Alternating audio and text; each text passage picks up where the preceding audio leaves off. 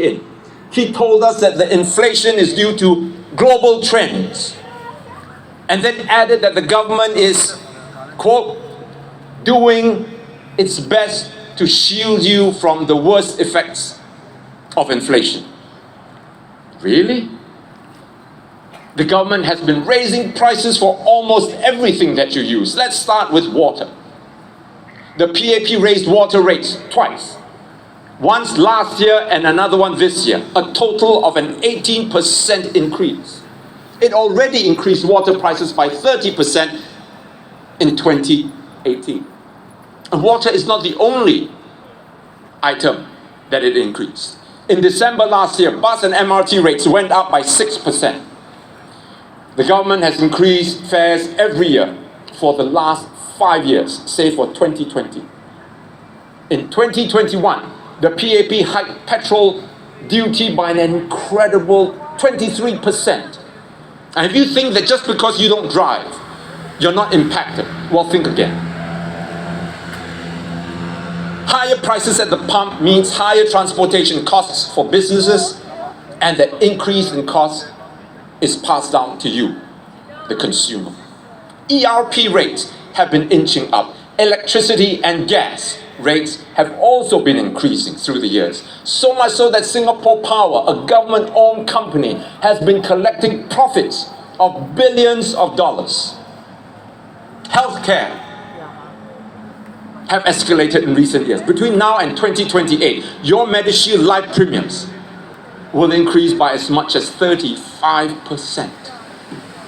PAP town councils all raised their service and conservancy charges in 2023 and then again last year in 2024. The NEA, National Environment Agency, raised your refuse collection fee in 2017 and then in 2022 and again in 2024. Last year, all three universities, NUS, NTU, SMU, all raised their dormitory fees between 7 to 12%. BTO prices have risen steadily over the years. So have childcare fees. And here's the kicker. On top of all these price increases, the government hiked GST to 9%. Does this look like the PAP is trying to shield us from inflation? No! So why is the PAP raising the GST despite such bleak times? One clue comes from what Mr. Lee Hsien Loong said, and I quote, "What will make you need to raise GST? Profligate spending and irresponsible, unsustainable plans. That is what will hurt and require you to raise taxes and GST," unquote. By the way, profligate spending means recklessly, extravagantly wasteful. And this is one of those rare moments where I agree with Mr. Lee. But it was the PAP's profligate spending that has caused it to have to raise the GST. What do I mean? Take for instance, the Founders Memorial. If you go to Marina Barrage, you will see a section being cordoned off under construction right now. How much will this memorial cost you? A cool $335 million. Wow. By the time that project is finished, it could cost a lot All of more. us a few millions. Huh? And the memorial is one of those nice to have things, but one that benefits the people very little. Now in 2022, it pledged nearly $1 billion with a B. It pledged $1 billion to the Singapore Press Holdings, bailing out the company that is hemorrhaging money because no one is reading its newspapers. And remember how the government recently wasted $40 million on the failed Simply Go system. Simply go. Billions more was spent to review the MRT system, only to have its worst breakdown in SMRT's history. Last year, when the East-West line was disrupted for nearly a week. Remember that? And then recently, the government started to replace traffic light crossing buttons to sensory ones where you don't even have to press the button. You just have to wave at it and then the light will change. Have you seen those? How much did it cost the public? Again, nice to have, but is it really necessary? No! Then there is this calendar. Have you received one in your letterbox? I'm sure many of you have. It's beautifully produced, ring bound, hardcover. Expensive. Every page filled with very snazzy pictures of your favorite PAP MP. Who printed it? For me, it was the Bishan Toa Payoh Town Council. Is this the reason why the PAP Town Councils raised the service and conservancy charges for you?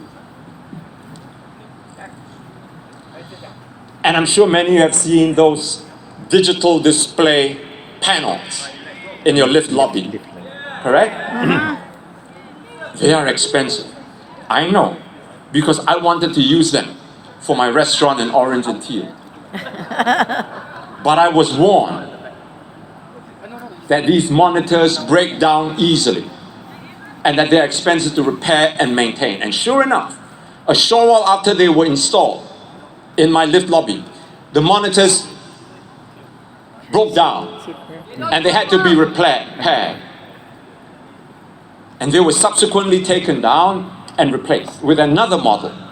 Imagine the sheer number of these monitors for the hundreds of thousands of lift lobbies across the island.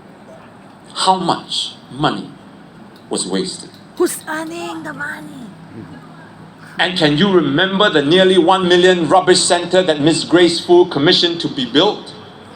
And every single year, the Auditor General's office flagged lapses, poor oversight, and wastage in government agencies when it comes to spending public funds. In some of these cases, police reports were lodged. Now, I cannot list all the examples of wasteful spending because we'll be here till tomorrow morning and then we'll have to buy everybody breakfast. Now, do you believe me when I say PAP is spend big, tax big? They waste, we pay. In the meantime, the ministers continue to collect their $1 million salaries and go and rent bungalows and live a life of luxury, a subject which I will be talking about in subsequent rallies. You won't want to miss what I have to say about this. Yeah!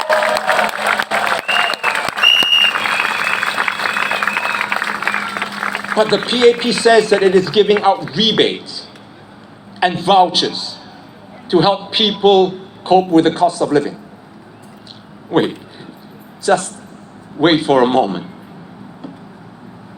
The PAP raises the GST and then tells you that it is giving you vouchers to help you cope with the increased GST.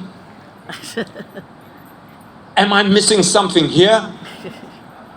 Or does this sound like the arsonist that sets your house on fire and then comes and gives you a cup of water to help you put it out? Makes sense to me. All I'm just saying is that just to make sense to me.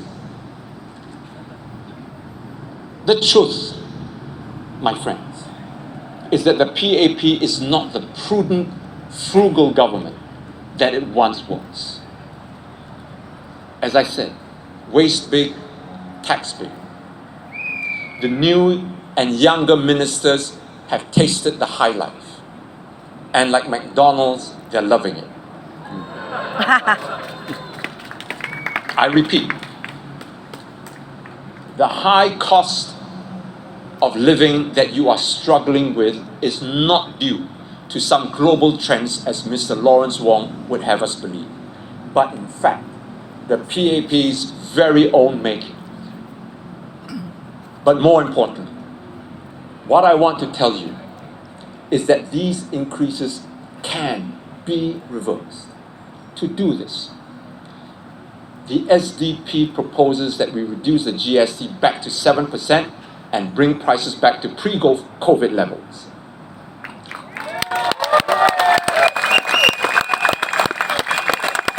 This is why you need SDP MPs in the next parliament. We will not be fearful when it comes to engaging the PAP on the cost of living. And we will push the government to lower expenses. Costly, wasteful spending on unnecessary projects that don't add value to your lives will be called out. And we will scrutinize the PAP spending. Yay!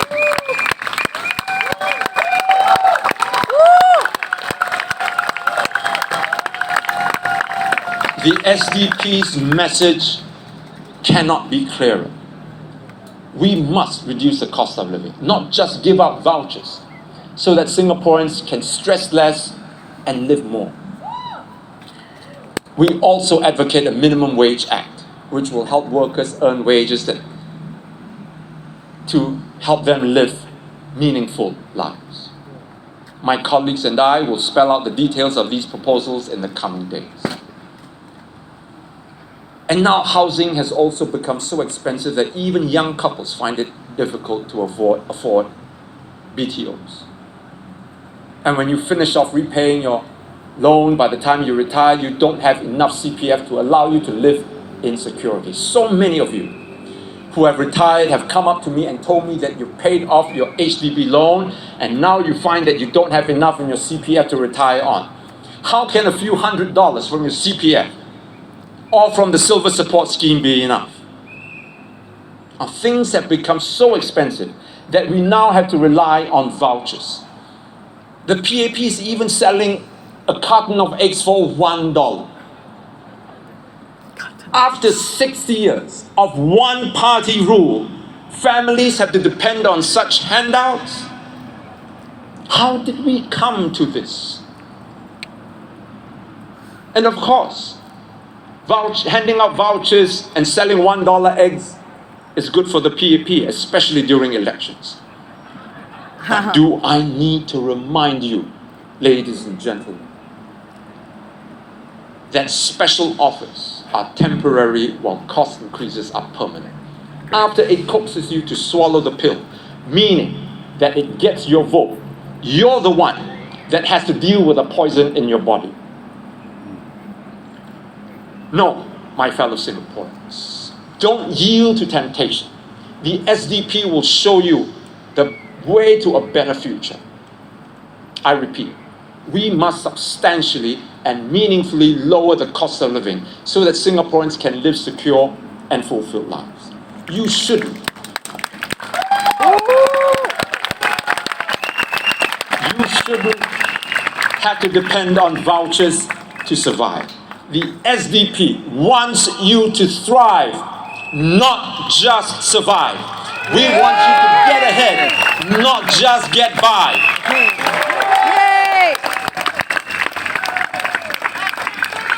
Now I've shown you facts, my friends. Just the facts. No need for any side dressing. No need for any chili sauce or gravy. Just plain verifiable facts. Because these facts speak for themselves.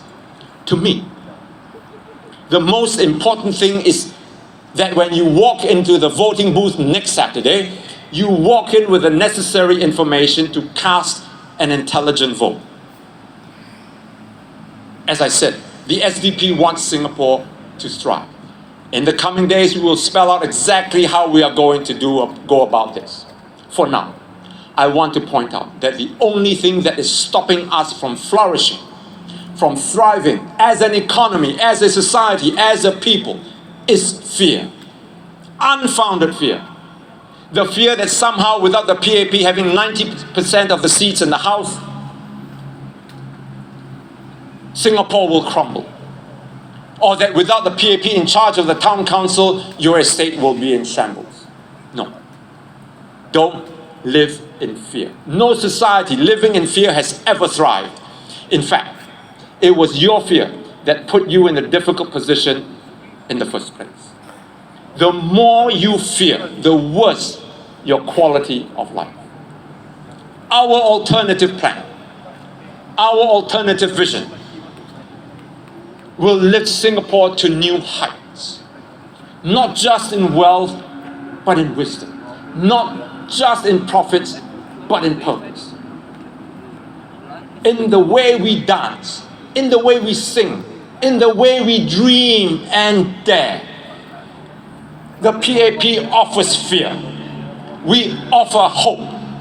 Yay! Woo-hoo! They say be careful. We say be courageous. Yay! They say stand in line. We say break free. Yay! They say this is as good as it gets. We say just wait. Just wait until we rise together. I see it, my friends. I feel it. I feel the fire in our people, the brilliance in our youth, the strength in our workers, the compassion in our community. Singapore has what it takes to stand tall and to compete among and against the best in the world. Yes! But we will never reach the sky if we keep clinging to the ground. We cannot fly if we allow fear to hold us down by our ankles. I'm asking you, my fellow Singaporeans, in this election, choose courage. Choose to live fully and rise boldly. Are you ready, my friends? Yeah! Are you ready to spread your wings? Yeah! Are you ready to soar? Yeah! Then let us be the eagle, undaunted, unafraid, unstoppable, not the mouse that trembles in a dark hole in the ground. Yeah! Come with SDP. Walk with us, dream with us, fight with us. Yay! I have been SDP! SDP! SDP! SDP! Thank you. I have been dreaming for a better Singapore. And I have been fighting for this country all my life. And I've never regretted 1 minute of it. Come with me. And I promise that together we will build a Singapore that doesn't just survive, but one that shines, one that soars, and one that thrives. Thank you. And good night, everyone. Thank you, Dr. Chee, and thank you, everybody. Lastly, we'd like to invite some of our stauncher supporters to come on stage to present a garland